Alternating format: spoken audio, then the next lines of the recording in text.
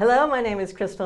I'm a councillor with the City of Norwood, Payneham and St. Peters and a newly elected committee member with the Adelaide Park Lands Association. And today we're going to talk all about the Adelaide Park Lands. I'm here with Associate Professor Robert Cheesman, AM, widely recognized architect and urban planner, graduate of the University of Adelaide and Cambridge. And he wrote this book in the late 1980s called Patterns in Perpetuity. And it was all about new towns being established in Australia, Canada, and the UK. And he spent a lot of time talking about the history of Adelaide and its founder, Colonel Light, and how it was designed and the importance of parklands.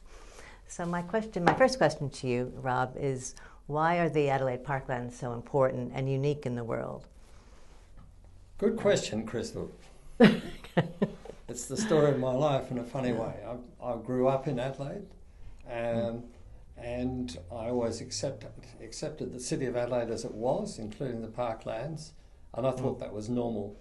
And having travelled virtually everywhere in the world and studied the origins of the planning of Adelaide, it's quite clear that Adelaide is unique and it has had a huge influence in urban development, particularly in British planning history. In fact, if we did not have the parklands when William Light laid out Adelaide, and if we did not apply the Wakefield theory of settlement, which was to contain the acres for development, we would not have had an Adelaide or a South Australian economy.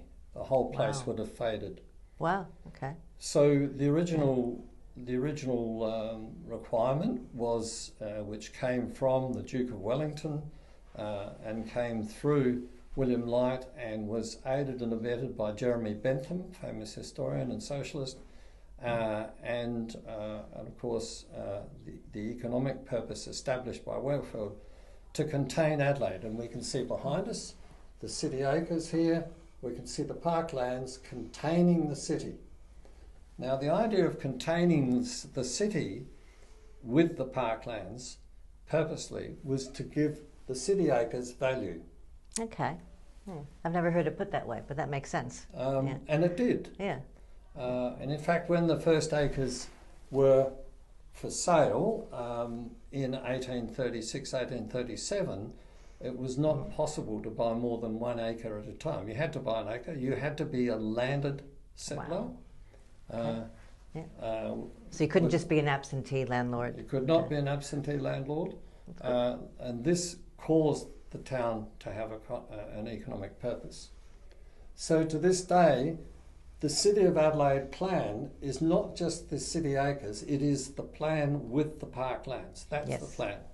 That plan is unique in the world. Wow. Absolutely unique in the world, and I could talk for several hours about how that plan has been applied over the ensuing 200 years. Wow. So what's going to happen with our parklands continually disappearing? What's Adelaide going to look like, and what's at risk? Well, if you wanted to, well, first of all, if the parklands disappear, we don't have open space. Yeah. If we want to save our farmland from urban sprawl, we need to densify the city, and densify the city carefully and with good design.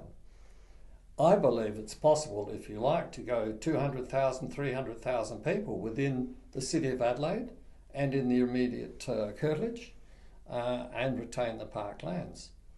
But of course, as we increase the density, which we need to do, because the alternative is more roads, more sewers, more water supply, more taxes, more maintenance, more failures. By densifying, we've made more efficient what we have.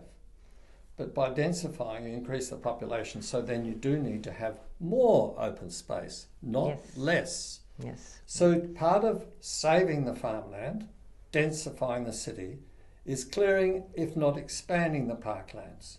Not going to Glenside and selling it off as a housing development. Not going down to the, as will happen one day, to the West Beach airfield and selling it off as housing. These are going to be essential parks for tomorrow when we densify the city and the outer suburbs. Yes. So That's the first question. The second question is there is a fair way to play the development game. There's a fair way for developers to make a dollar. It's a bit like playing footy, really. If someone sets up some goalposts, the most important thing to say, for the whole of the game, this is how you kick goals. You put them through the middle of those two.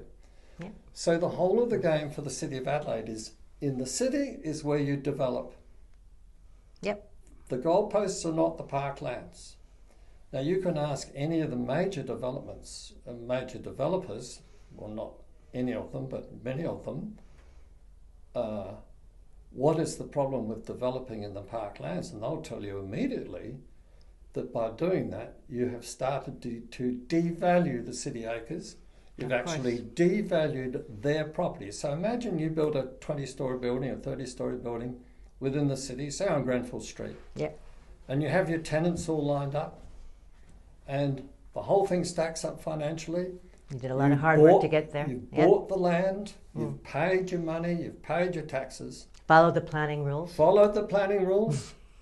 And then wacko, some bloke comes from Western Australia a couple of years ago and does a deal with the Premier to actually build on the park lands.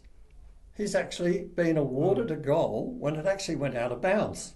Exactly. It's pretty straightforward, isn't it? Common sense, and it's not fair. A goal for kicking it out of bounds? Yeah.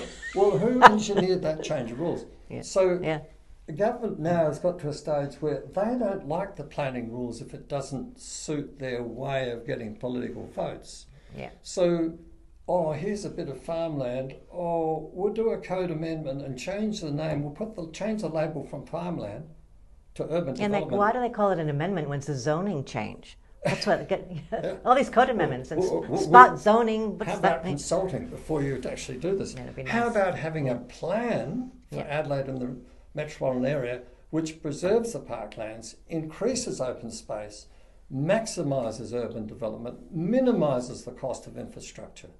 This is not rocket science, Christel. This is not rocket science. No. And it is common land. Common land means it's common land. It's not private land. It's not for... Okay. And this sort of thing, everyone wants to get a bit of the parklands at some stage. Yeah. We need to say no more. No more.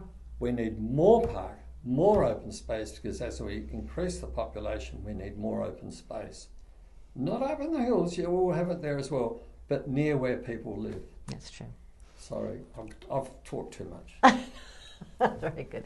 Thank you so much, Rob. I really appreciate you spending the time and explaining the value of the parklands to us all.